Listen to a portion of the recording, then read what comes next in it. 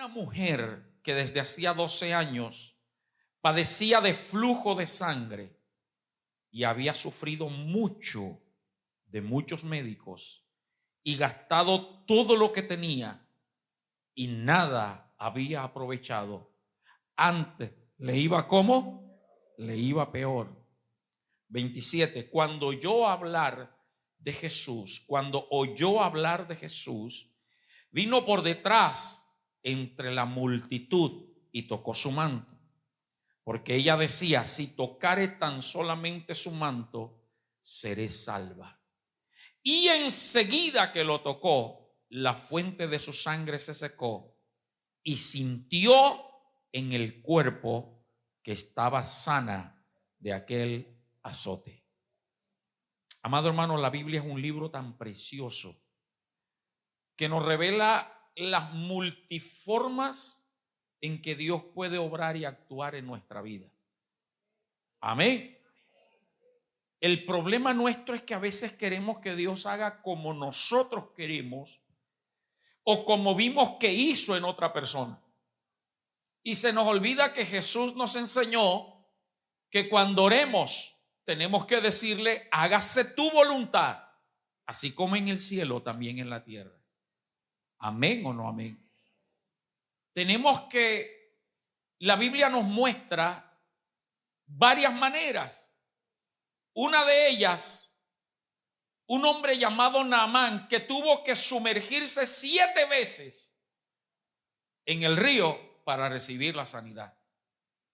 Lo que implica el número 7 es el número de Dios. Infinitas veces nos lleva a que por un milagro, por una sanidad, por una bendición, tenemos que ser insistentes en Dios. En algunos Dios las hace de manera instantánea. La Biblia nos revela que Jesús calmó la tempestad de 2 maneras diferentes cuando los discípulos estaban en la barca y se levantó el viento y la tormenta. En una de ellas Jesús estaba dormido y tuvieron que ir a levantarlo, a despertarlo, y entonces él se levantó y ordenó al viento que se calmara y a la tempestad y al mar, y hubo bonanza. Pero en otra oportunidad Jesús vino caminando sobre el mar, se llegó hasta donde estaban ellos. Hermano, hay momentos donde nuestra adoración, nuestra oración, nuestro clamor va a despertar el milagro en favor nuestro. No a Dios, no a Cristo. Él no está dormido, Él no duerme ahora. Esa era la parte humana que estaba dormida. Ya Él no es humano, Él es Dios eterno. Pero con nuestra oración lo despertamos, el milagro. O sea que hay que ir y clamar y buscar. Pero en algunos a Él le ha placido aparecérseles y hacer el milagro.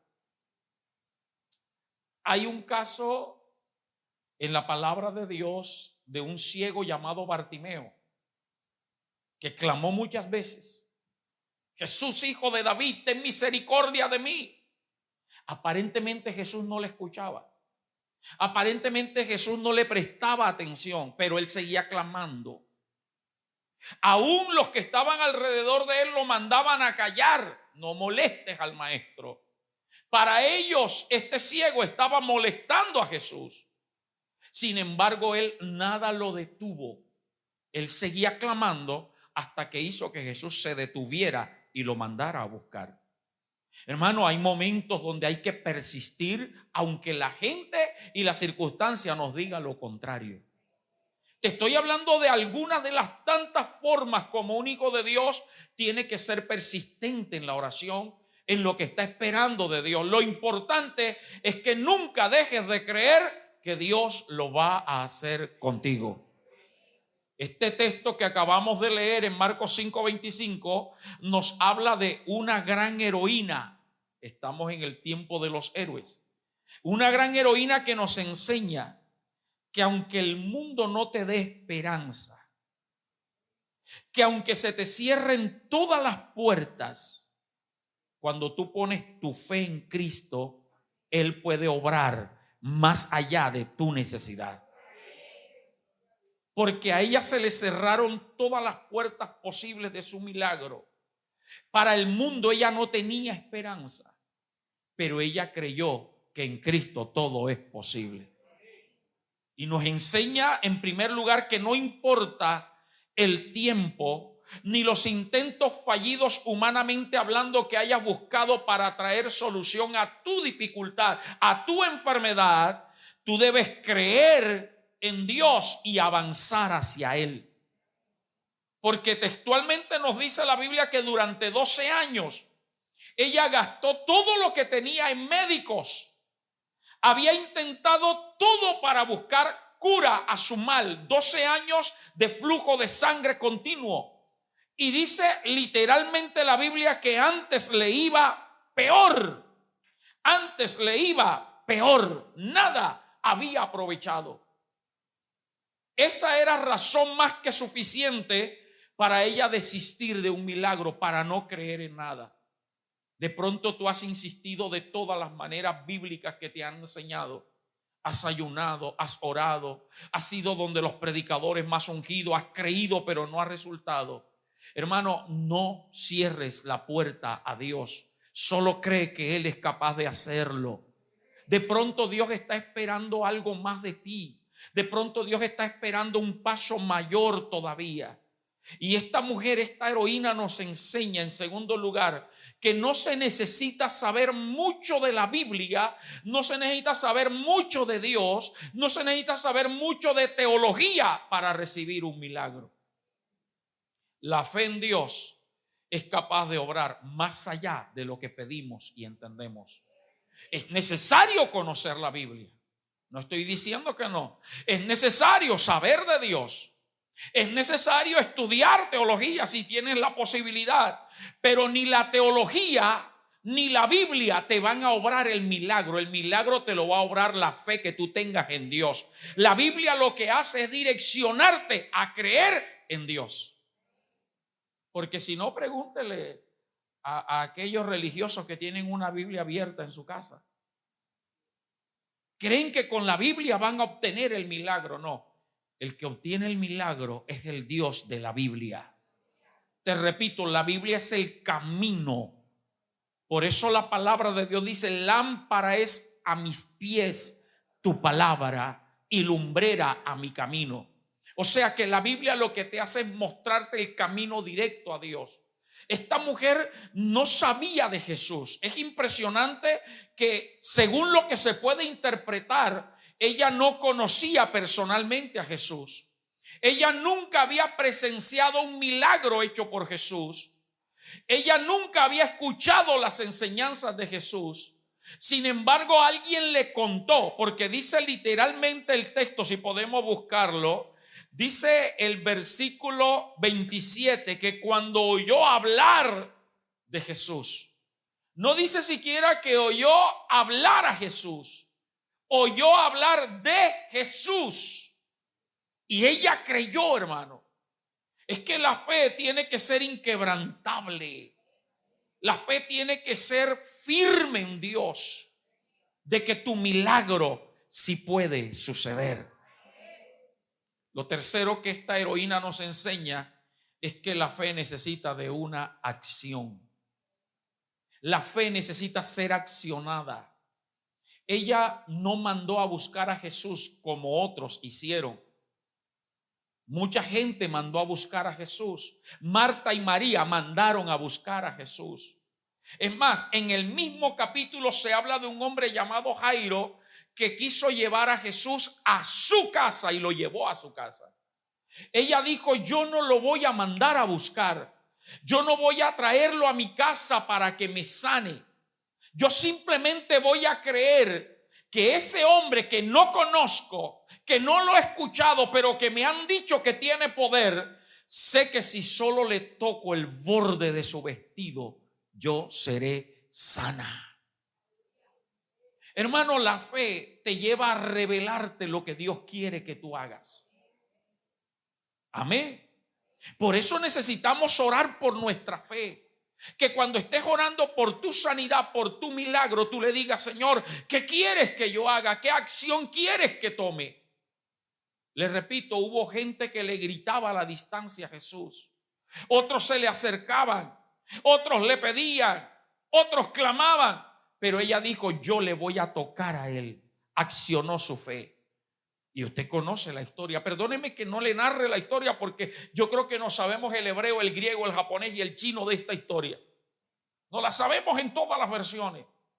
Ella accionó.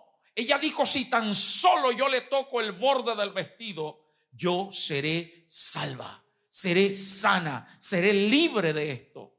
Hermano, ¿qué es lo que Dios está esperando de ti? Sabe que Dios ha obrado milagros a través de una alabanza y una adoración. Por eso, hermano, perdóneme insistirle, permítame, anhele venir dentro de sus posibilidades. Claro, a veces por el trabajo, por el estudio, no puedes llegar temprano a la casa de Dios.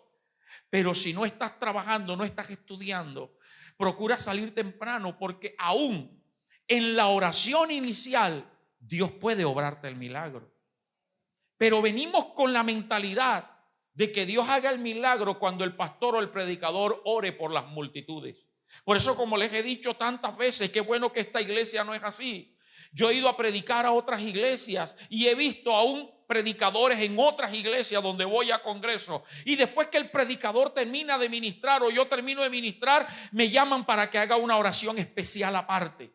Son gente que tienen la mentalidad de que el predicador y su oración son los que lo van a sanar. Pero cuando tú sabes que el que sana es Cristo, tú lo tocas a través de la alabanza, de la adoración, a través de tu fe. El domingo tuve que decirle a alguien cuando salimos del culto, ¿por qué siempre vienes tarde a los cultos? Me dijo, pastor, es que se me presentó esta mañana este problema. Le dije, no te estoy diciendo por hoy, sino siempre. Se fue y no me dijo nada. No la veo esta noche. O sea, tomamos por costumbre y nos dejamos enredar del diablo, así como ustedes hicieron el esfuerzo de estar temprano. Yo creo que muchos pueden hacerlo también. Hermano, te repito, la fe hace que toques a Dios de cualquier manera. No sé, yo estoy seguro que sí. Aún algunos de los que ministran acá o danzan o los servidores, hemos venido enfermos con dolencias. Pero tan pronto empezamos el servicio a Dios, Dios ha obrado milagros. Porque es que Dios actúa de maneras diferentes. Y allí es donde tú tienes que entender que tu fe te tiene que llevar a hacer cosas diferentes.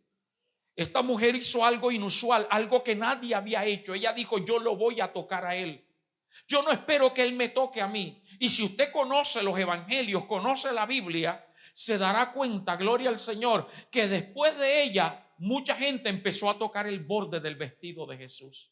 Qué bueno que tú y yo seamos de los que abramos camino para que otros sigan. Que tu fe te atreva a llevar más allá y que Dios te hable.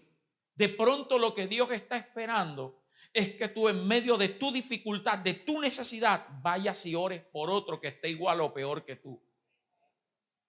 Y yo sé que hay alguien que lo ha experimentado al igual que yo. Hemos orado por enfermos estando nosotros enfermos. Hemos orado por bendición financiera para otros teniendo nosotros necesidad. Hemos orado por otros por el problema familiar, conyugal, matrimonial, con los hijos, teniendo problemas. Y en medio de esa administración que Dios restaura, Dios hace algo en nosotros. No sé si usted está recibiendo, hermano. La fe te tiene que llevar a salir de lo natural, de lo normal, de lo acostumbrado, que tiene que ser la posición de mano, que tiene que ser la administración. Por eso, con el respeto de las otras iglesias, de otros pastores, hermano, aquí hemos entendido que la obra la hace Dios.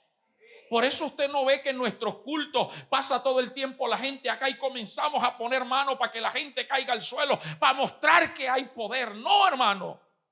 El día que Dios lo quiera hacer, lo hacemos. Porque no vamos a decir que no se hace. Pero no es nuestra costumbre, porque aquí hemos aprendido que Dios obra como Él quiere en base a nuestra necesidad. Alguien diga amén.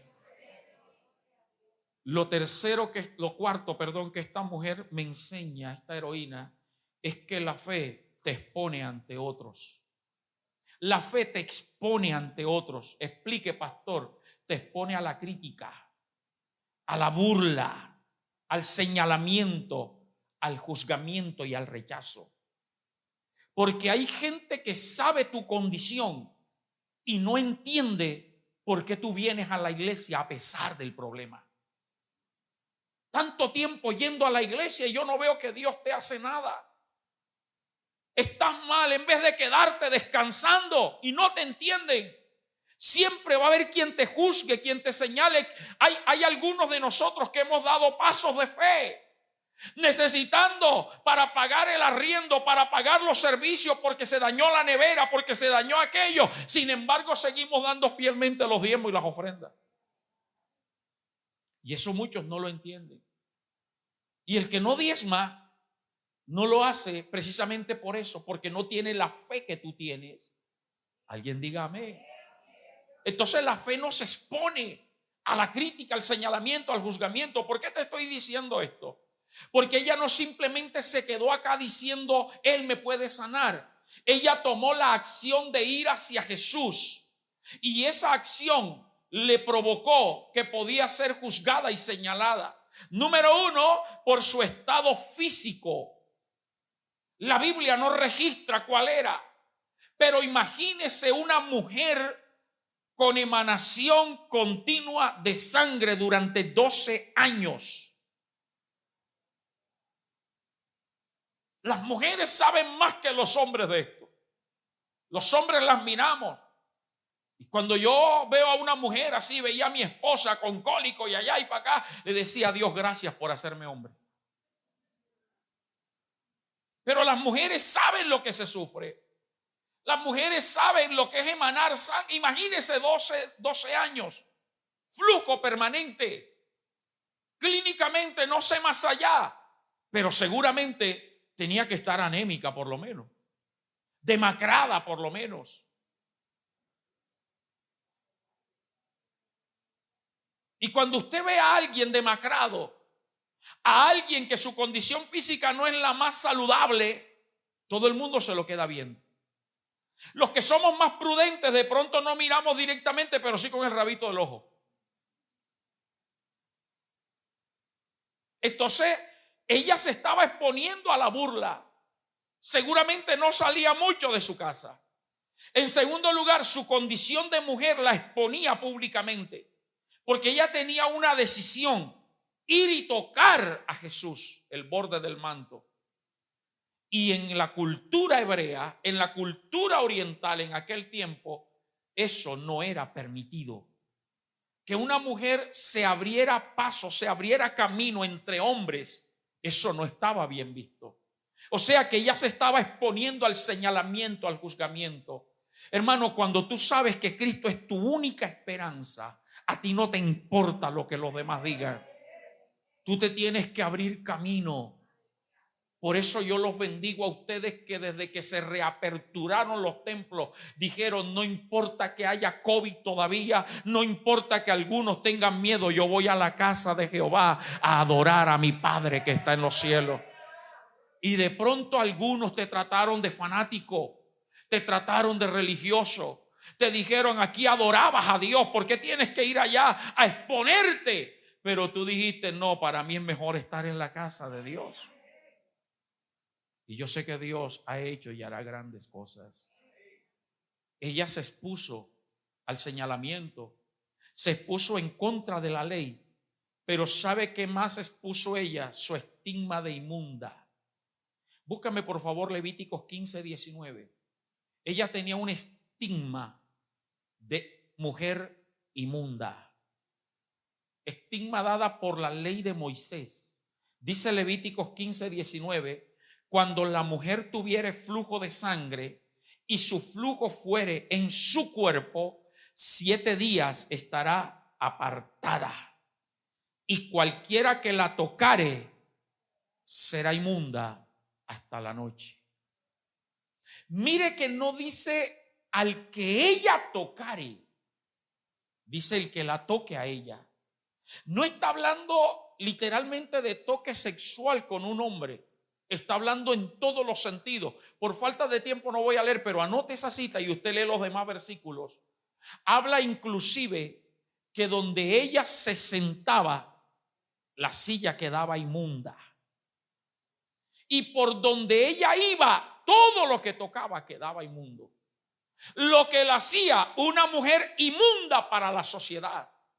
Y como el problema no era a quien ella tocara solamente, sino el que la tocara a ella, por ley estaba obligada a vestirse de una manera tal que todo el mundo supiera que ella era inmunda. Hoy día, gloria a Dios, porque no sabemos cuántas de las que están sentadas aquí están con su periodo menstrual. Y no sabes si en esa silla donde tú estás, como las mueven, se sentó el domingo alguien. Gracias a Dios porque ya no hay ese estigma. Gloria a Dios. Pero eso decía la ley. O sea que todo el mundo sabía que era inmunda. Y seguramente en ese lugar los que la conocían sabían que esta mujer tenía una inmundicia de 12 años. No era fácil, por eso te estoy hablando, hermano. Te estoy diciendo que la fe te lleva al rechazo y al repudio de mucha gente. Pero ella dijo, no me importa, yo voy y lo voy a tocar. Esa es la razón por la cual cuando ella lo tocó, que fue sana de su azote, de su enfermedad, Jesús preguntó, ¿quién me ha tocado? Y ella se quedó callada. Ella se quedó callada, número uno, porque sabía que si decía yo y era inmunda, se estaba exponiendo a que la ley la juzgara. Tenía miedo también porque ella sintió lo que pasó dentro de ella, pero me voy más en este momento a esa parte. Por eso ella demoró y Jesús preguntaba, ¿quién me ha tocado? Los discípulos le dijeron, maestro, todo el mundo te toca. Y tú estás preguntando, y qué lindo nuestro Jesús, es que alguien me tocó de una manera diferente, porque virtud salió de mí. Si puedes conseguir el texto ahí en San Marcos 5. Alguien me tocó de una manera y era una gran multitud y todo el mundo le tocaba. Hermano, no importa cuántos seamos hoy, a cada uno Jesús nos ha visto cómo lo hemos tocado con nuestra alabanza y con nuestra adoración. Y si tú lo hiciste en tu casa, Jesús te vio también cómo lo tocaste con la alabanza. Pero ojalá y tu toque haya sido de corazón y con entendimiento. Por eso, hermano, es bonito alabar a Dios, es bonito cantar coros que nos gustan, pero coros como estos, reconociendo la grandeza y la majestad de nuestro Dios, yo creo que son muchos mejores todavía. Es bonito cantar ese coro, alaba, solamente alaba, en la tristeza alaba, eso toca nuestras emociones, gloria a Dios por eso, ha sido bendecido. Pero cuando tú dices aleluya, aleluya, aleluya, ahí no hay nada que te emocione a ti. Ahí hay palabra para emocionar al Dios del cielo. Y entonces Él obra dentro de ti.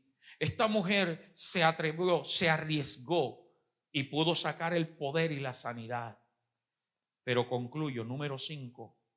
Esta heroína nos enseña que la fe en Dios siempre te va a dar más allá de lo que tú estás necesitando.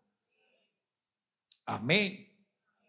La fe en Dios te va a dar mucho más allá de lo que estás necesitando.